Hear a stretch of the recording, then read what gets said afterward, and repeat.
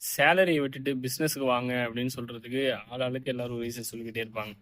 வேர்ல்டுலயே ஒரு மிகப்பெரிய வேலை, ஒரு மிகப்பெரிய நிறுவனம் அப்படின்னா கூகுள். அதுல மிகப்பெரிய போஸ்டிங் அப்படிங்கிறது கூகுள் சிஇஓட சுந்தர் பிச்சையோட வேலை. அவரோட மந்த்லி சேலரி என்ன அப்படின்னு பார்த்தீங்கன்னா 8 கோடி ரூபா கிட்டத்தட்ட. ஒரு மாசத்துக்கு ஆவரேஜா டாலர்ல வாங்குறாரு. அதனால 8 கோடி ரூபா இந்தியனுக்கு கன்வெர்ட் பண்ணா 8 கோடி ரூபா வருது.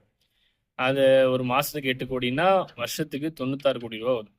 இது பெரிய சேலரி தானப்பா. இது இவ்வளோ பெரிய சேலரி ஒரு வேலைக்கு போறவங்களால வாங்க முடியுதுங்கிறப்ப நம்ம ஏன் நம்ம வேலைக்கு போகக்கூடாது அப்படின்னு எல்லாரும் ஒரு கொஸ்டின் வைப்பாங்க.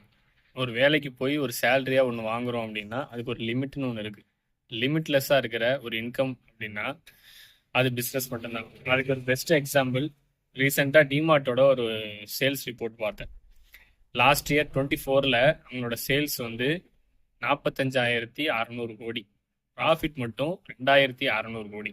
மந்த்லி சேலரி ஒரு வருஷத்துக்கு ஒருத்தர் வாங்க முடிஞ்ச அதிகபட்ச சேலரி 96 கோடி. ஒருத்தரோட பிஸ்னஸில் அவரோட ப்ராஃபிட் 2,600 கோடி. இது 2,600ங்கிறதுமே சின்ன நம்பர் தான் பிஸ்னஸை பொறுத்த வரைக்கும். இது என் நம்பர்ஸ் போய்கிட்டே இருக்கும். ஒவ்வொருத்தரும் பிஸ்னஸில் எவ்வளோ சம்பாதிக்கிறாங்கன்றத லிமிட்டே செட் பண்ணவே முடியாது. அது லிமிட்லெஸ்ஸாக போயிட்டே இருக்கும்.